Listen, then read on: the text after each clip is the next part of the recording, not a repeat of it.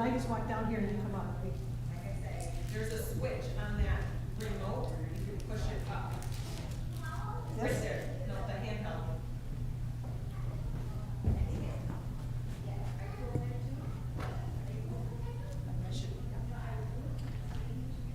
Good morning, ladies, to Women in Grace. Welcome to our church. We're celebrating our 33rd anniversary today.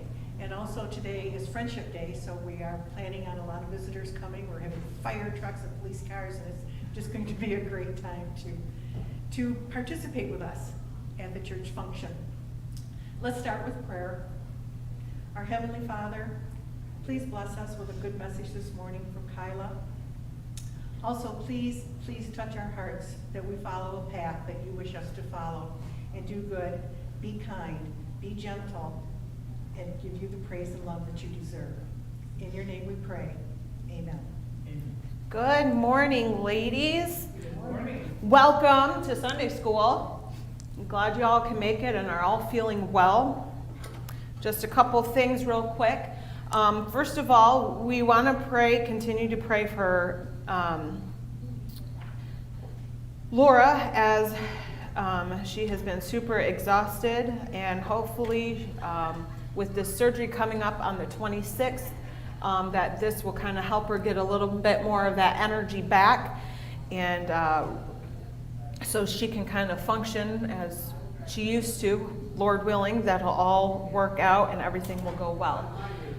Thank you again for coming this morning. Today is our Friend Day and our Anniversary Sunday. As you see up there on the screen, we're celebrating 33 years, Pastor being here and this church being part of this community. On Tuesday, I cannot believe it, is Senior and Friends Capital Tour trip. And the kids are like, Dad, are we having school on Tuesday since we're going to the Capitol? He's like, nope. He's like, but that means I'll probably have to have them do school on Saturday. Possibly. So we'll have to see. But anyway, that's okay. But it's also my little brother's birthday on that day too. So I'll have my little brother. Well, he's not little. He's taller than me, and but I'll have to call him and wish him a happy birthday. But anyway, thank you for coming. Those are our next two announcements. But we already prayed, and we welcome all of you for being here. As we are going to be talking about Jonah today and his slow obedience. How many of you have had kids or work with kids and they decide that they don't want to obey right away? So, but do you realize that there are times where we as adults don't obey right away either? What? Yeah, we don't obey right away when we're supposed to. Sometimes they're worse than children. Yes, agreed, Tina, agreed. The Lord usually gets me when I do that. I think the Lord normally gets all of us when we don't obey right away, and there are consequences for our disobedience. We had some things happen at our house, and it was all due to disobedience. And there were consequences. Are you good, Pearl? Okay. I was going to come help you pick up your book, but you got it before I could get there. But there's consequences for our disobedience. Okay? So we're going to go ahead and get started. This is lesson number 6 in your book.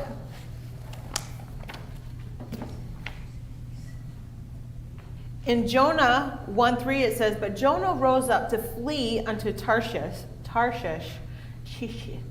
Kind of gets a tongue twister there. It's like you have, from the presence of the Lord, and went down to Joppa, and he found a ship going to Tarshish.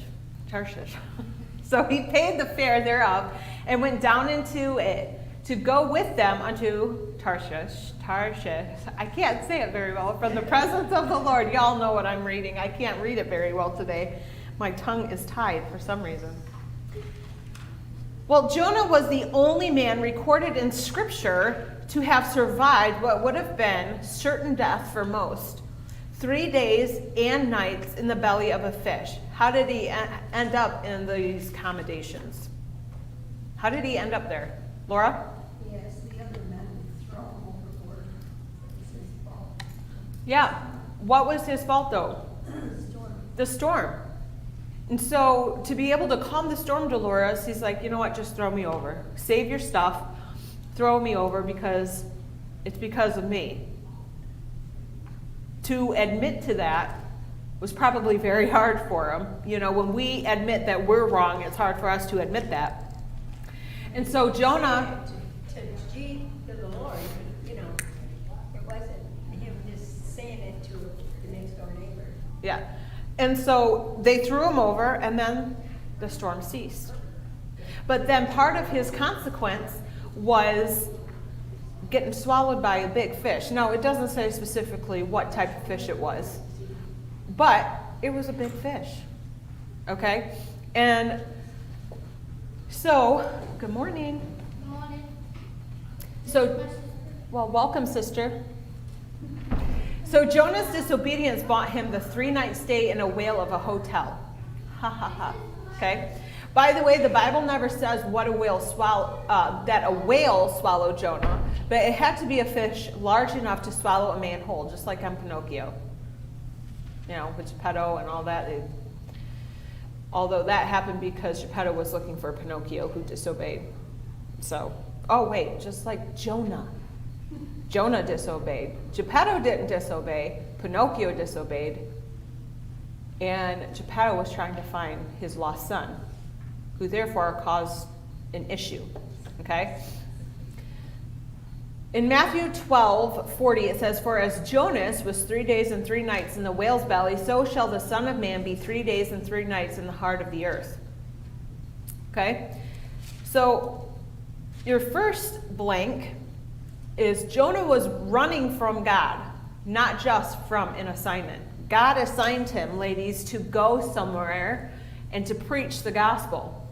But why did Jonah not want to go? Somebody tell me, why didn't Jonah want to go? Susan? Those were the people that his family, he had fear towards those people. They were mean, full of wickedness. Okay, he didn't want to go there. He's probably saying, I'm going to get eaten alive if I go down there. I don't want to go down there. But you know what? When God tells us to do something, ladies, we need to obey. Because there's reasons for it. Okay? So it wasn't just an assignment. He was running from the person who sent him. There's reasons why God sends us to different places or God tells us to do certain things. Because it's to help other people grow. And not just you grow, because you'll grow in the whole process, but it's to help other people. Okay?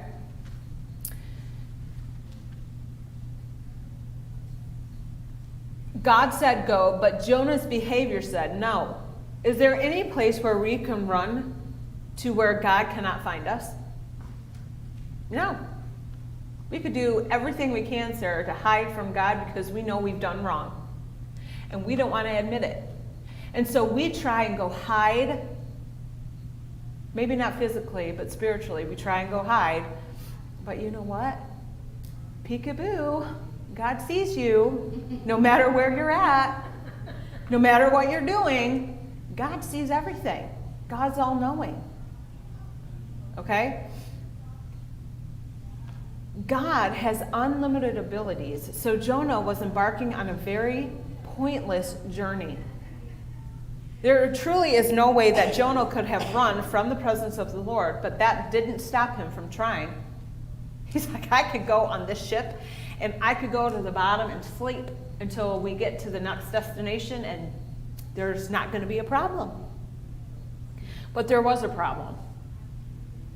Because his consequence from running from God was being swallowed by a big fish. Okay? Jonah's example teaches us that anyone is capable of coming up with a bad plan. How many of you ladies have come up with a bad plan before? At the time, you didn't think it was a bad plan or a bad idea, and then you went and did that said idea or plan, and it just blew up in your face. More times than I think we would all like to admit, okay? But Did you learn from that? Sometimes we don't learn from our mistakes. It has to take multiple mistakes for it to get in our thick heads, okay?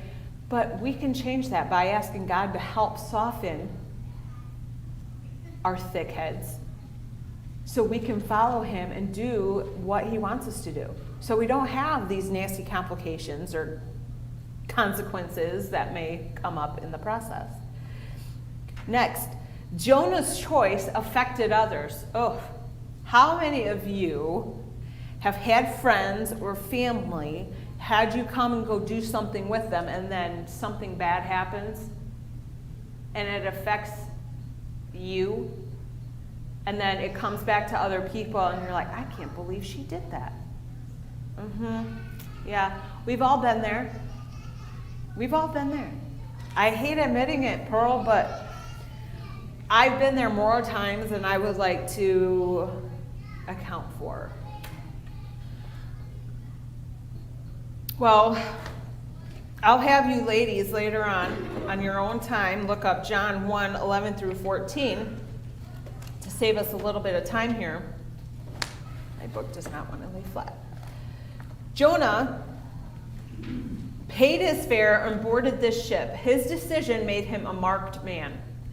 The other passengers on the ship did not know that they were transporting someone who would put their lives in danger. They faced an extremely difficult decision to keep Jonah on board the ship and die with him, or sacrifice Jonah's life to save their own. Well, when Jonah decided to run from God, he ran toward others and put them in jeopardy. How many of you don't have to raise your hand, but how many of you at some point in your life made a bad decision and it not only affected you, but it affected the rest of your family? We've all been there. We've all been there. Well, that's what Jonah did. They cast Jonah into the sea to save the lives of those on the ship, and perhaps assumed it had cost Jonah his life.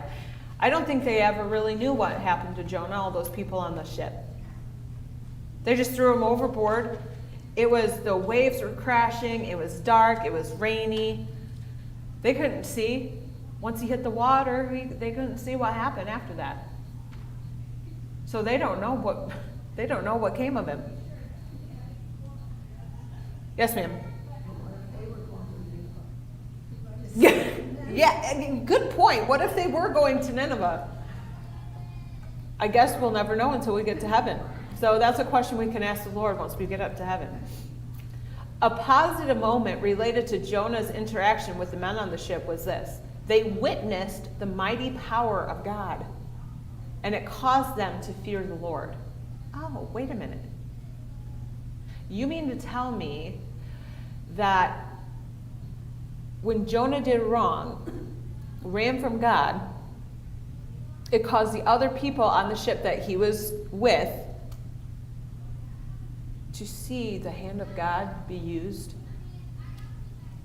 Okay, it was okay, think of the nastiest storm you've ever been through. Okay, I think of one like about a month ago, okay? That one was pretty vile, but not as vile as some other places though, like down south where there's hurricanes galore over there. But for Michigan, that was a pretty terrible storm. Where was I going with this? Oh, and it was dark and nasty out, and then once, we got everything right, and said, nope, just cast me out. And then it became sunny like it is outside, just like that. You're like, what? And so he set an example, technically. It wasn't the best example he set, but then the people on the ship realized that, hey, there is a God that's in control. Wow, what an eye-opener to being on that ship. Like, okay, when was it? It was late spring, early summer. My family and pastor and Caleb and Evelyn and my parents went to Muskegon to see the ships okay? We actually had the tour. We got to ride the ship. And I was just thinking, I'm like, what if this was kind of, let's say this was kind of like the ship, probably not, but let's say if it was like that, and this storm came, I would not want to be on deck at all when a storm like that came. But back then, in Bible times, they didn't have those big old ships, like sail ships, like they do now. But they had like kind of bigger, like rowboat type things, I would think, with big sails. Okay, that's what I'm thinking. Okay, but still, to this, I wouldn't want to be out on open water. It's scary enough being on pastor's boat when it's a little choppy on the water. And it's not that pastor's not, he's a good navigator. It's just the fact that I have a fear of water, you know, especially when it's like ice covered. Because there was a couple times I almost drowned in a pool, but still, it's just something about lakes, especially if I can't see the bottom, just kind of scares me a little bit. But anyway, just being out there is kind of, you know, and then when I have to be the one driving the boat when the kids want to water ski, it's a whole nother stress, Tina. Like it was a little better the second time we did it, but the first time I'm like, I don't want to do it. I was a mess. I was crying. I was like, I don't want to do it. I want to do it right. I don't want to, you know, but it's, I mean, but still, I just, why would you want to run from God, first of all, especially when it has something to do with water, okay? Just follow the Lord, okay, and obey his word, all right? Don't let your fear overtake what you're supposed to do for the Lord. Okay, my fear was singing in front of people. Tina and Laura, I know you know this from when I first came. I was so shy and terrified to go up front. And now I'm singing solos, which I would never do. People at Saginaw, if you're listening, don't tell people, okay? At Saginaw, I would never sing a solo, ever. My family's like, why? I said, I think partly it's because that church is so much bigger than this church. They have about 200 maybe, 250.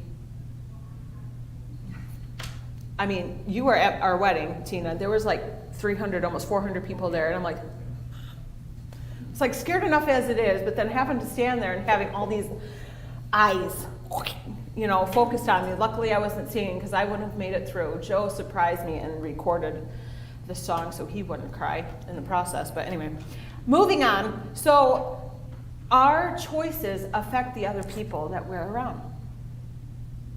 And we don't want to be that type of person that affects everybody.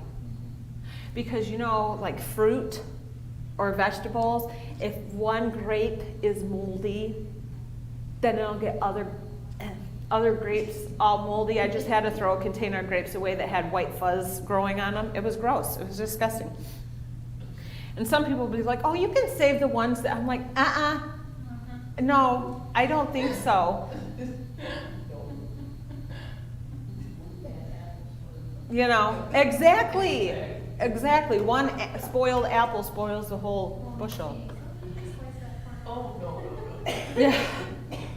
And that's, I mean, if people want to do that, I've done that before, but sometimes on like bread, it's just a little piece. I just cut it off, check. I'm like, it's fine. No big deal. But then I was like, so when it's like overgrowth, it goes right in the trash can. I was like, I'm not going to have my children or myself or my husband or anybody else get sick from it. So, you know, save what you can. All right. Yeah. Next, I kind of got lost there. Okay. Jonah's consequence was very costly. Well, what do you mean by that? Well, we all know that running from God is going to have costly consequences.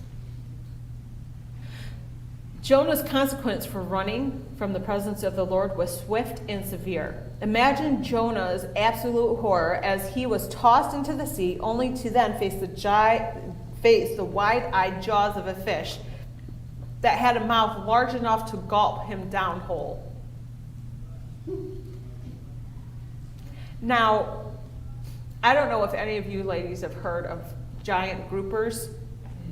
They're these huge wide-mouthed fish. I mean, they are huge.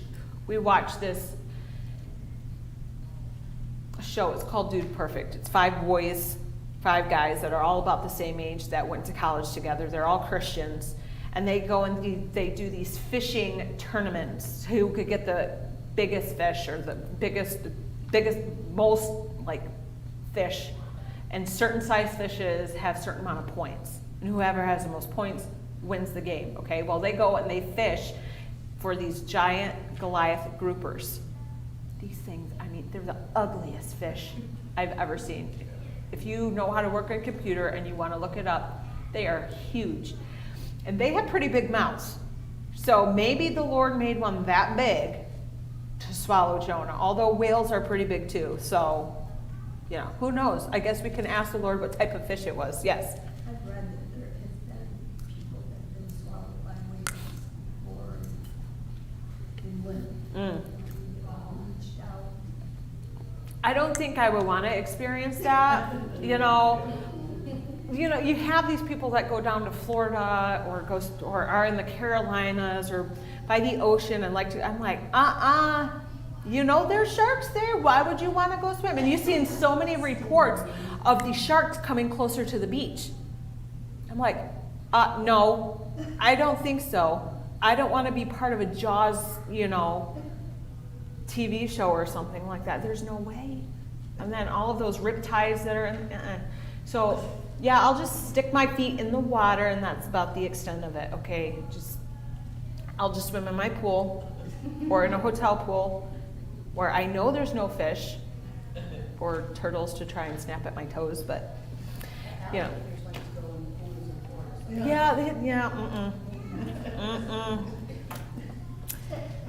I'll just check the pools from now on. Thank you, Murray. I'm just saying, don't try to. Well, when we went to Florida a while back, was it Florida or Texas? One of the two places. I think it was Louisiana, Texas when we went down for Joe's graduation. I was sitting outside. It was kind of cool in the morning down there. And I was sitting by the pool while the kids were jumping in the cool water. They're like, are you getting in? I'm like, nope. I'll be here if you need me to jump in to get you, but I'm not, no. Well, I was sitting there and this little gecko scurried, I'm like, ah! So I am not, you're like, well, you go hunting. Yeah, well, okay. I'm hunting big deer.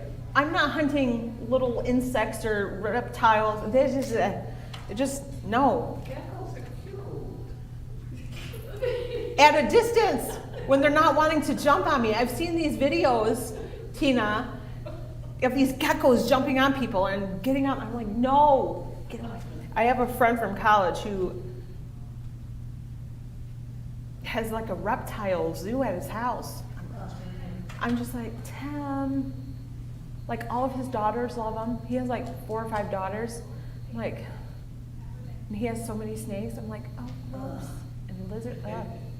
Anyway, moving on. Oh. It is important to note that God worked many miracles here. The sea became calm again once Jonah was overboard. Only God could use the storm to cease as soon as the mariners threw Jonah overboard. God prepared a great fish. The prepared fish swallowed Jonah precisely according to God's plan. Jonah had the presence of mind to cry out to God in prayer in the midst of his fish tomb. God spoke to the fish, and the fish vomited out Jonah upon the dry land. My thoughts exactly, Murray. She's sitting back there. Ugh. I'm just thinking vomited. Yeah, well, when I was younger, every time I heard somebody vomit. I'm like, I just, and then I became a parent. I'm like, well, I got to do my job. Yeah. I hate it still, but I can't plug my ears or try and hide my gag reflexes and and try not to smell, so I breathe through my mouth, but still sometimes that doesn't help. Yeah. But yeah, vomited up is not a very appetizing feat there. Ugh. Well, it was upsetting the whale's stomach, or the fish's stomach. You know, you see dogs when they eat grass to calm their stomach down. I'm sorry, but I would not be caught dead eating grass with my stomach feeling nasty. I go and get like a ginger ale or a Verner's or a Sprite or ginger candy or a Queasy Drop or something and just eat it or drink it or eat crackers. Ugh, grass. You know. But we're not animals. Well, God made us different than animals, although some people would disagree with me on that. There's people that believe we came from apes. Nope. We're a lot prettier than apes. Men. Some are much more handsome than apes. No. But God made us different for a reason. The fact that Jonah survived this ordeal is a miracle. But it was also God's way of showing that he is a God of second chances. How many of us have had a second chance at life? You know, Brent Newman, listen to his story. Not just recently, but when we first came to church, he had so many health issues and they resuscitated his heart. Tina, I don't remember. Do you know how many? No. Multiple. 45 is what. Yeah, multiple times.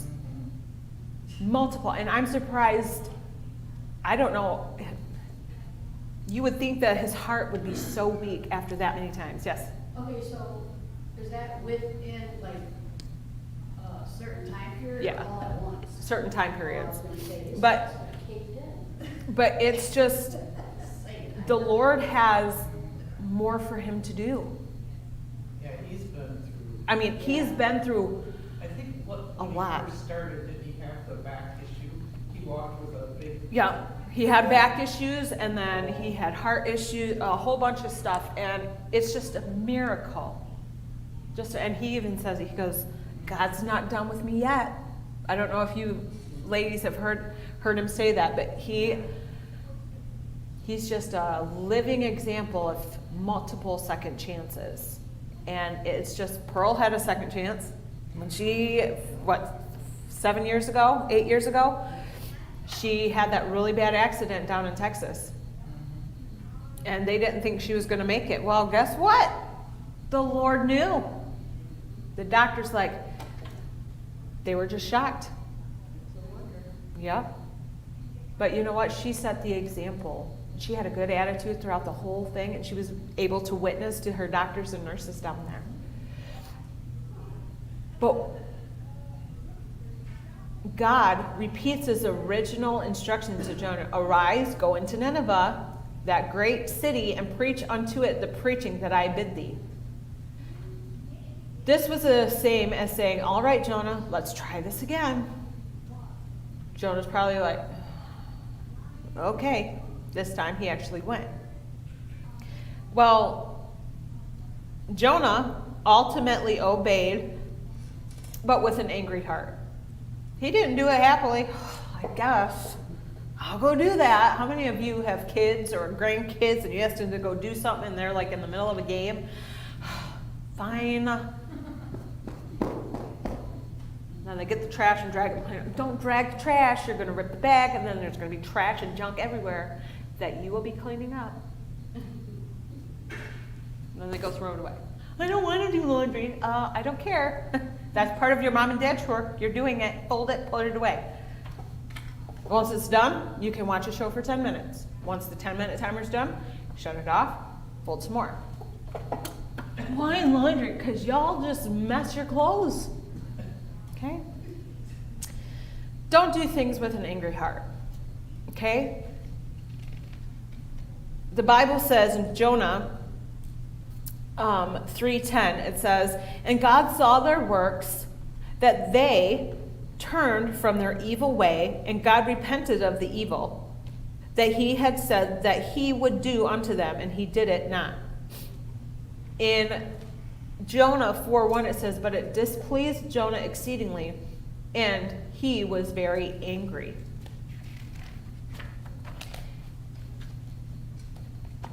If you're a parent, you've probably experienced those times when you gave your child an instruction and they followed it with an attitude. "I guess so." "No." "Yes, ma'am." "Yes, ma'am." And then they do the job half-heartedly. Right? Right, Susan? We're right there. Right, Sarah? We're in that same boat. You know, we all still have kids in the house. But if you watch grandkids, right, Laura? Henny, Murray, you guys watch grandkids. And so I'm sure you've seen it. Although sometimes the kids behave better at the grandparents' house than they do at the parents' house. I don't know. I threaten to take them home. You don't have to be here, I take them home. Well, yeah. Because I have, like, brother and sister, Casey Jr. in Brooklyn, and they Mhm. differ a lot. So their siblings, they're a year apart, they're going to, yeah. No, my He kids, tries to tell her what to do, and she's like, "You're not my mom." it's siblings. You know, my boys are both 2 years apart. They're 2 years apart. And then Gloria Ann and Eli are 2 years apart. They're all 2 years apart. So it's like the younger two constantly get in trouble. The older two do. The oldest and youngest, not so much because they're further apart. But still, I'm just like, well, my mom has 6 kids, and Kayla and I are 19 months apart. My poor mother. And then my younger siblings are a year apart. Yeah, go figure that one. So, yeah. And 2 of them, those 2, not the younger 2, but the second youngest and then the second oldest, 7 years apart. Exactly. So just put 2 and 2 together there. Okay? Well, Jonah was obeying God, but his expectations didn't match God's plan for Nineveh. The Lord wanted to have mercy on Nineveh, but Jonah seemed to prefer their destruction instead. He didn't want to have anything to do with it. Hence why he didn't go in the first place. But now the second time, God gave him another chance at life, and he still didn't want to do it. But he did it, but with an attitude. We do know this, that Jonah expected God to be merciful, but for some reason that did not please Jonah. He wanted them destroyed. He didn't like those people. Ladies, there are a lot of people in this world that we don't prefer, but we still need to show them kindness. Okay? There was somebody who I knew that did wrong to his daughter. And I was very, very upset for years. I'm still not happy with what he did. Now, he's punished for it and he's in jail, but I'm like, if God can forgive him, then I need to do the same. It's not going to be easy. Do you think about this story, God forgive the person her child? I know this. I'm sorry. It's so hard. Mm-hmm. God said forgive his hurt you, not hurt the child. Yeah. I have the same thing. Mm-hmm. I have in my house somebody hurt my child. I'm not forgiven.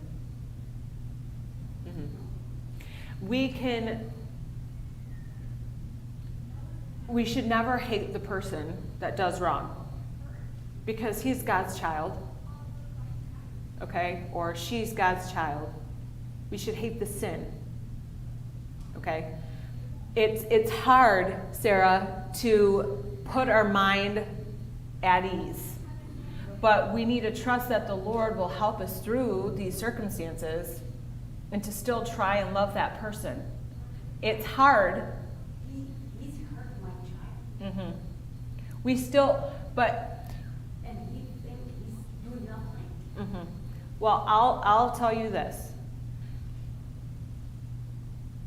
We need to be kind to them to a point.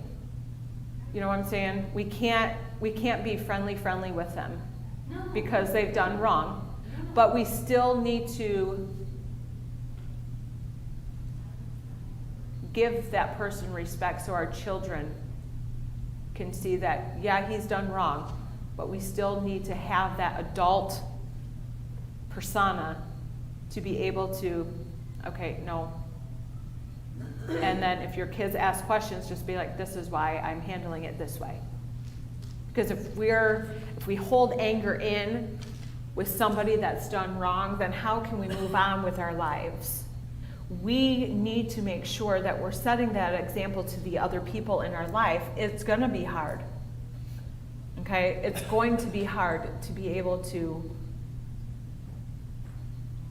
respect someone who's hurt someone that we're close to, that we love. But as a child of God, you just need to be like, Lord, give me the strength to be able to confront that person or talk to that person, especially when my children are around. Yes? Also, God's punishment is way worse than we needed it. Yes. When we give that back to him, he will put his wrath. And Yes. it does say in the Bible, we are not supposed to do anything to anyone. Yep. Especially children. Right. And when those people do something to a child, that person gets God's wrath. Which is way worse. And we as human beings can forgive them, but God's wrath is different. Yeah. It's And- way different. and And it- God does forgive them Yeah. if they ask for forgiveness, but I still believe they'll go through his punishment. Oh, they will. Yes. And let me just say these people that abuse children and women especially, they don't get it easy when they're in prison. Just saying. And Susan, you're right. God's punishment, their consequences for their evil act will be punished. But we, as a Christian, it's hard. We need to just forgive them. And just be like, it may be hard to forgive, but you know what? Once we give it to the Lord, then it's in his hands to deal with it. Okay? And just show you're strong. Sarah, you're strong. Show your children your strong demeanor. Okay? And then whenever that person comes around, if they're around, just, okay. But if he's not, then, or that person's not, just be like, it's all right. We're all here. We're all together. We'll be fine. Okay? So we need to encourage, not tear down people. Okay? We tell our kids, because they're so young, we tell them, okay, whenever we go to a store, you guys need to hold the cart or hold hands. Because there's evil people in this world that will try and take you. And they're like, well, what if somebody takes us? I said, you kick, you scream, you scratch, you do everything you can. Be as loud as you can. Be as loud as you can. So somebody in authority can see that, wait, that person's not that kid's mom. And so I was like, hopefully that will never happen. But if it does, that's what you do. So, we don't have to understand everything that God is doing. We simply need to obey. There are some things, ladies, that it's so hard to obey. Things from God, But as kids, you realize that it's hard for them to obey what we ask them to do. Because they want to go play. They want to go play the Switch. They want to go watch TV. They want to go do this. Blah, blah, blah, blah, blah. We have a kid that lives around the corner from us. His name is Isaac.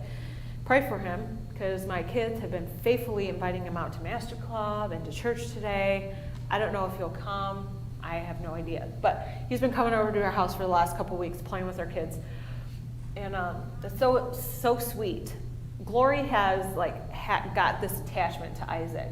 Isaac this, Isaac that, Isaac that. I'm like, oh, she's only 5.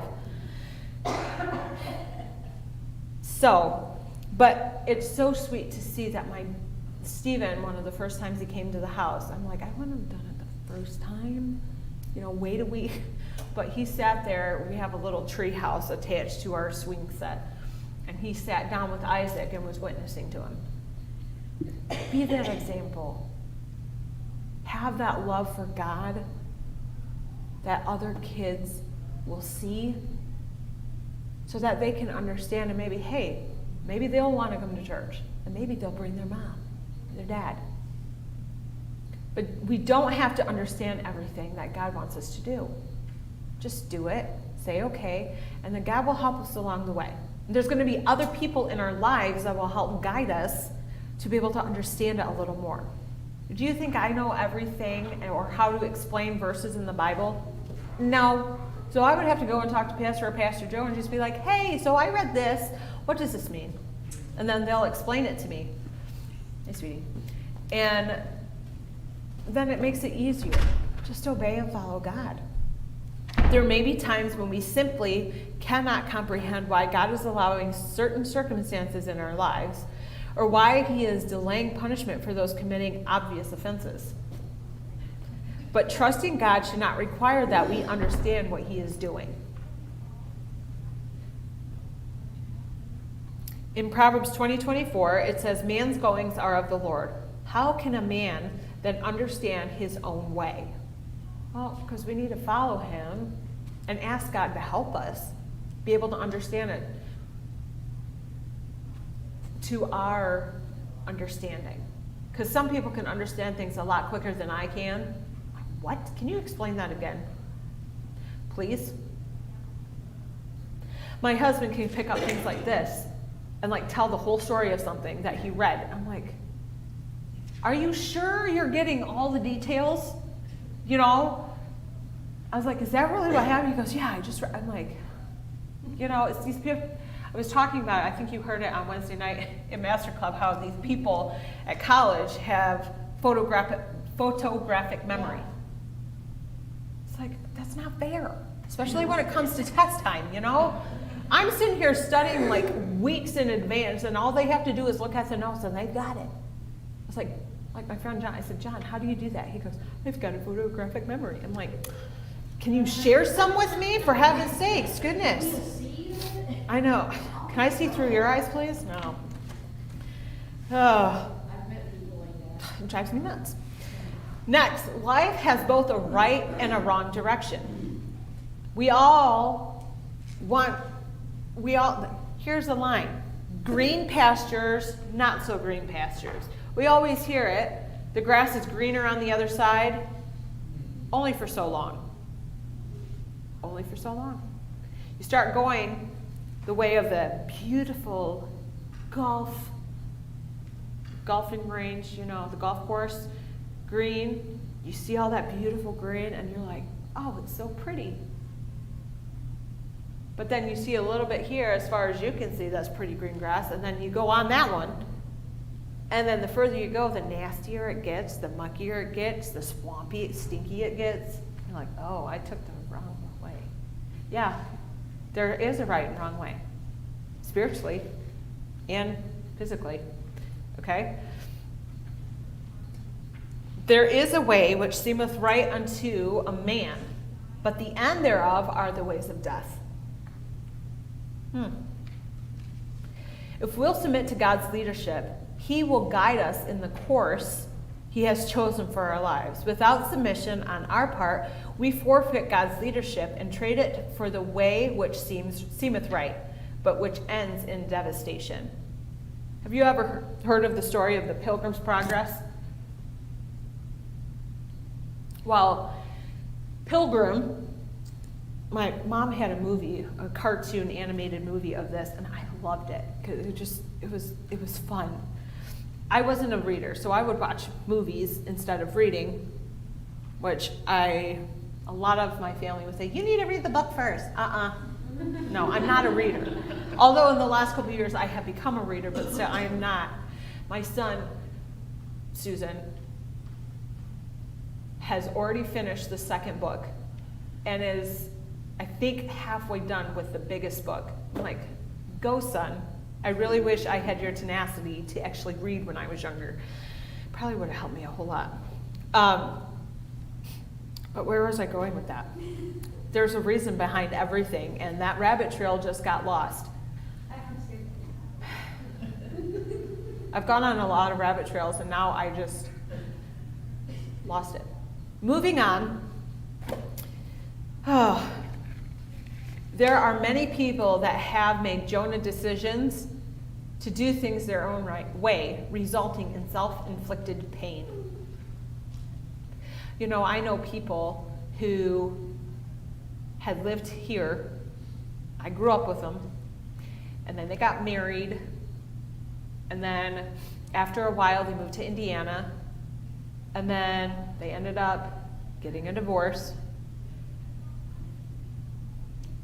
And now the ex-husband lives in Indiana. The other one lives, the wife, ex-wife lives down south. And I'm just like, some of the things that's happened since they've been apart, it's like, you could have prevented it.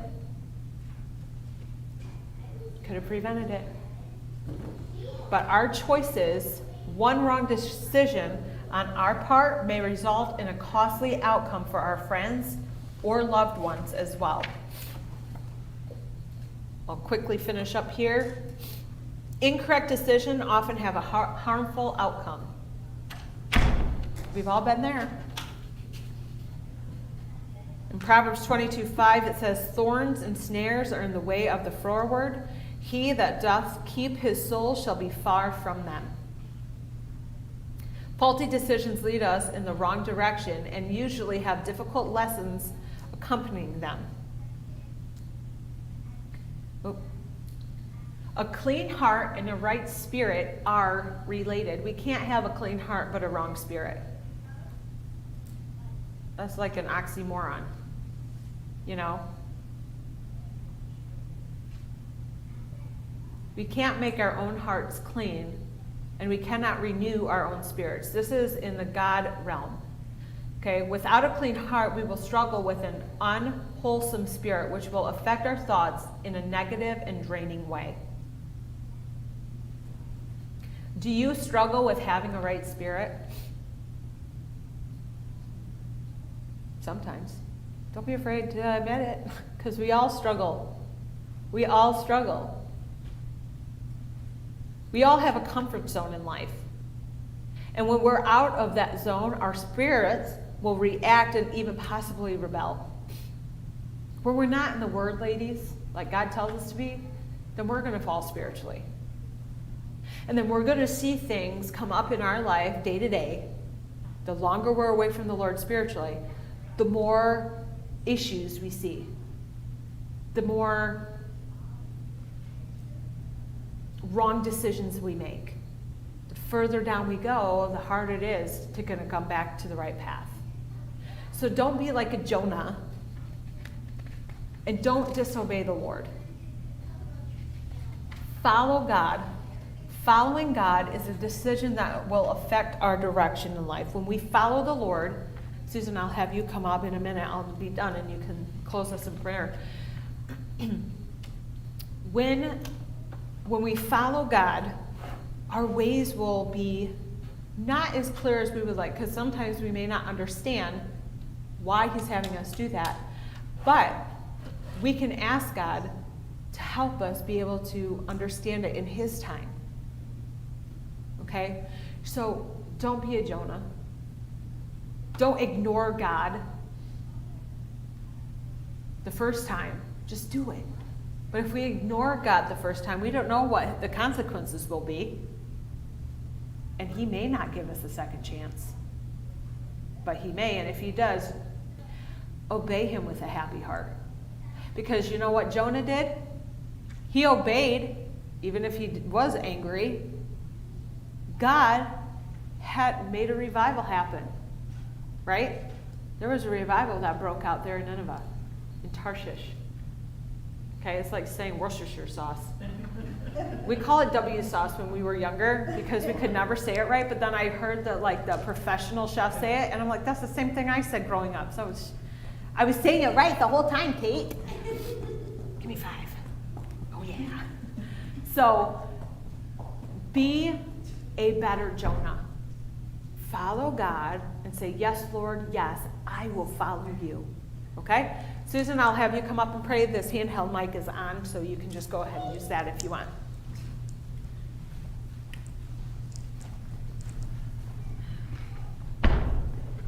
Let's pray.